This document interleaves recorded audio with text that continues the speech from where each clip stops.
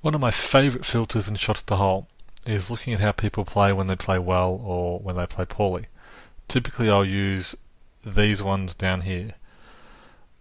The best third, middle third, and worst third will separate the statistics based on score. So when I have my best third of scores or worst third of scores, statistically this is what my game looks like.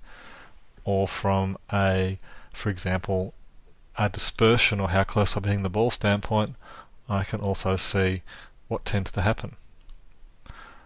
Sometimes making players better isn't about making their good golf improve, it's about making their poor golf get better. And this is a great example of we can see what happens when this golfer's ball striking goes off.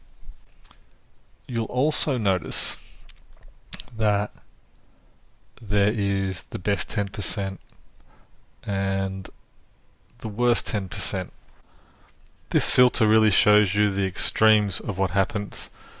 The best 10% is a particularly useful filter when you're trying to set goals for someone. I tend not to go too far beyond what they've achieved when they've played their best. For example, in Demo 3 player, his best 10% of rounds are breaking par, which is 5.5 shots better than his average. So it's a really good indicator to me what happens when he plays well, or equally when he shoots a similar amount above, in this case it's a bit over 6 shots above his average, what are the areas that he tends to get into trouble with. Have a play around with this filter throughout the statistics area, in the analysis and goal setting. It's one that I use a lot and gives me great insight into how the players I'm working with are performing.